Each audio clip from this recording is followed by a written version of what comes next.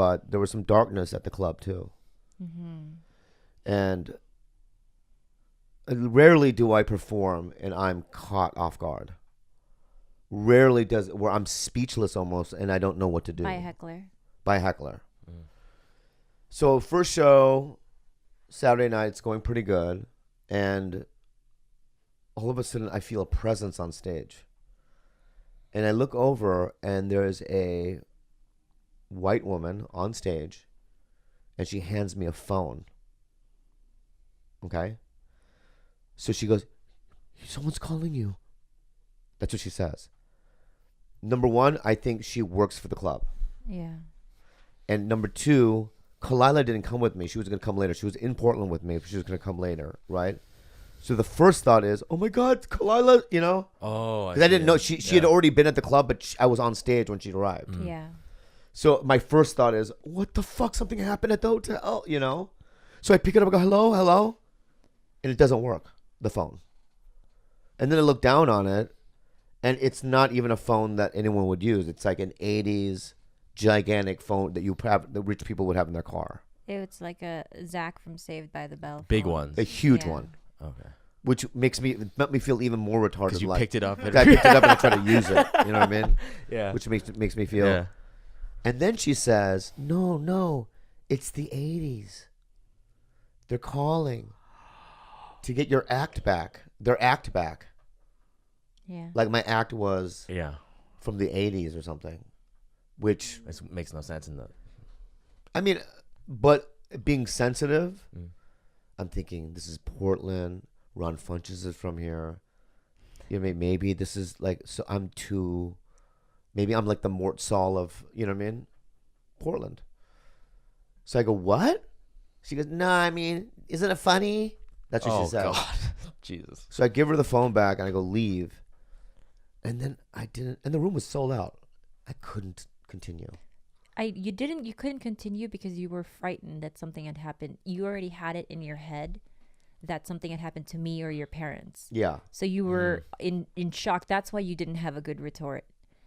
Well, regardless of what it was, I didn't have one. So then what I did was, and this used to, I used to use this years back, and sometimes it works, and sometimes you say, I'm going to start over. So I bring Sandy back on stage. Like, right, as a bit. right, Yeah. and then Sandy brings me back up again. And I just started from my act from the beginning. It works, right? No, it didn't work this time. No. Because the other thing was so awkward and weird that they were all frightened almost. Like, this is weird. Oh, shit. So that didn't work. And then the worst thing was I go, that fat bitch. I would have laughed at that. No, And because then she was really fat. And the crowd turned They on him. turned on me. How are they turned on? She fucking interrupted your set, their show. It could have been a turned bomb. on me. Right? So they were like, oh no. And I go, you fucking betrayers. I screamed at them. Which then usually makes them laugh. Didn't laugh. What the fuck is this crowd? Right. So now I'm in a situation where I'm in orange. What in the country when it's like terrorist level? What's red alert or Orange is pretty high up. yeah, orange. Yeah. I'm in orange alert. Okay. So then I go, I'm just gonna get naked. That's like So that's early? yeah. 5 minutes? That's my go-to. Every time. So early. Yeah. Like I'm gonna get naked. Like remember that movie Red Dawn? Like if Russia attacked or whatever, right? Yeah. And I was captured. That's what I would do. Just get completely naked. It's a coping mechanism. It's a coping mechanism, it's a defense mechanism, and also they maybe like it. They, so they won't kill me, and they'll just leave me use me as a court gesture. Yeah. You know what I mean? That's my Jester. if there's jester, Jester. right? Yeah. That's my go-to. I want to be the court jester. Yeah. So I did that, and then it was weird. It got a laugh at the end. I got backstage, and then I was in a red zone, and I feel so bad. But when I'm in a red zone, I just start fucking mouthing off. Were you there? I was already there.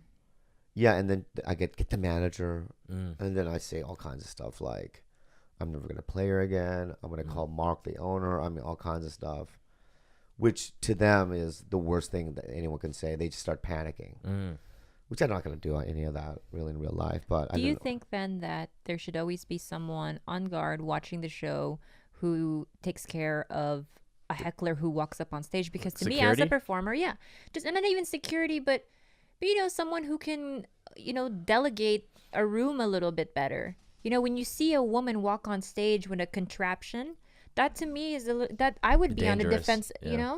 too. I'd be like, get the fuck out of here, bitch! Like, I don't know you. You're in my space. Also, I know certain performers. But she was crying outside. Yeah, and then Wait, what? Yeah. She Get So cried. the she's fuck outta crying here. outside, saying, "He called me fat." Oh my god! I know, right? You gotta be kidding me right now. No, I'm not kidding you. Yeah. So not only that, she fucks up my show, right? Blames it on you. She blames it on me, Yeah. and then she's accusing me of calling her fat, which I did, Yeah. and I apologize.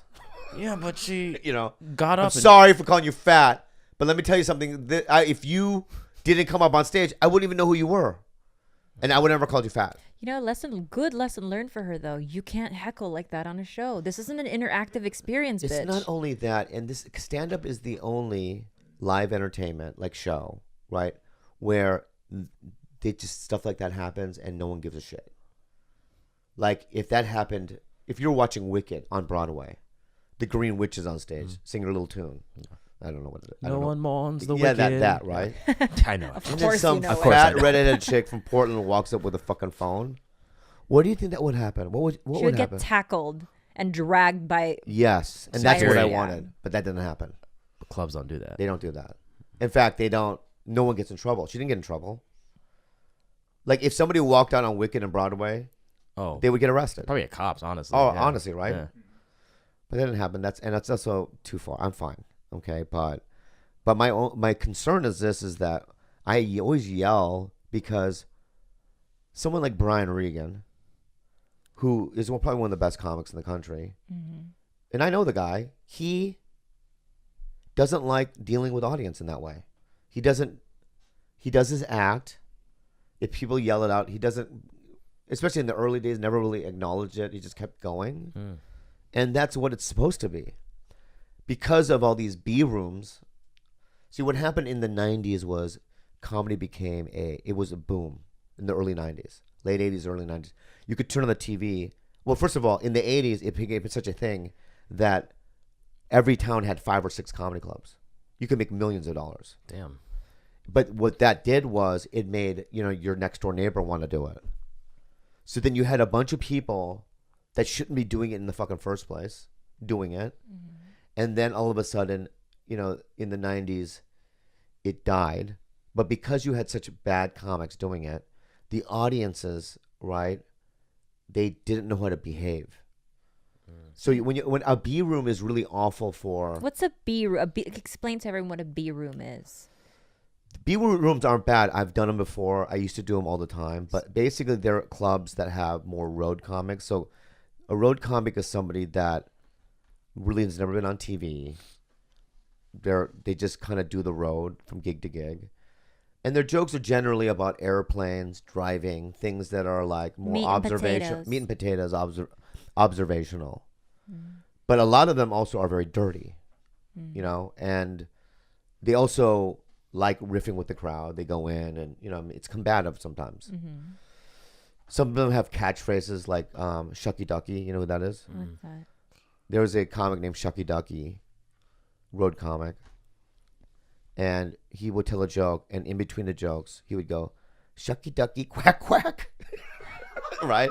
But the crowd would go Shucky Ducky, quack, quack with him, right? And he would sell out because it was a bunch of, it's African Americans loved him. Interactive, yeah. You know what I mean? It's Shucky Ducky, quack, quack. Shucky So they go, baby, Shucky Duck, Shucky Ducky's coming. You know what I mean? I'm not saying, is that a bad accent? But you know what I'm saying? Yeah, yeah. There's another one named Hamburger. What does he do? He goes, hamburger. And the whole audience goes, hamburger. And they giggle. People like this? Yeah, they love it. They said they sell out. But because of that, you know what I mean? You go on stage and they go, gook time, say it. And gook time's not my catchphrase. Wrong comedian. But do it. No. That's not mine. And then halfway during your show, you find yourself going, gook time. You know Gook what I mean? Yeah, and everyone's like, gook time, right? And because audiences are conditioned to do that. But like an A room has guys like Kevin Nealon, guys that have been on television, Tonight Show, have reps. They have You know, it's an A-list A room. Mm-hmm. I mean, is that sad to say? No, because that's a real thing. B rooms exist. They're called B rooms. Yeah, they're called it. It's in not in the comedy community, that's what they're called. So it's not the actual room; it's more the people on the lineup. But the problem with and they don't pay their performers a lot of money. A lot of times they pay them $100 a show. They treat them Headliner. like shit, and the performers have to pay for their own food. They're not taken care of, really. Oh, that really. They're not put up, right? Yeah. You find your way here. You know what I mean? So you get in a car. A rooms are different. We'll pick you up from the airport. We'll pay you this amount. Flight, hotel, everything. It's like it's you do the whole press. package. They treat their performers. You get well. a percentage of the door. You know, it's just the way it should be. Because it's the hardest thing one can do. And if you can do it, I'm not saying that I'm talented. I'm just saying that I've been doing it for 20 years. And it's like, you know, if I'm going to do it, I'm going to make money. I want to make money. And Harvey's was a club in Portland for 30 years. It was a B room. Helium wasn't there, the place I played. And what happens is if you only have one comedy club in a city and it's a B room, that's what they're used to. So the people, the audience is conditioned to be like the rowdy like the heckling and all that. Oh, I see what you're saying. Okay. Yeah. And to treat the performers the way the club treats them, which is like shit. Like shit. Oh. Okay. So 5 years ago, Helium opens, which is an A room, but it was so difficult to play. I was there the first 6 months it opened, and I remember on stage every time going, "Oh, I'm never playing here again. This is terrible." But then this next time I came, I gave it another shot. It was better, and then over the years you see, and now it's a legitimate, amazing room. It's a great club. But first of all, the Portland. I mean, it's one of those cities where you want to move there. You know, there are people that look like you, not in terms of Asians, but in terms of like hipstery, like, you know, they can teach wear you raw things about. denim. Yeah, they can teach you about music and raw denim Bicycles. and bicycles. Is it very much like Silver Lake? Yeah, they have great donuts, like hipstery donuts, where they put like pork bits in Basil. it and Ooh, basil. basil and a donut. Right. Yeah. Blueberry basil from Blue Star. Yeah, so it's a city that should have many A rooms. Ron Funches is from there. I'm not saying that lightly. Ron Funches is a black dude who's the future. He's funny. Very funny. So, you know, but, you know, that happened Saturday.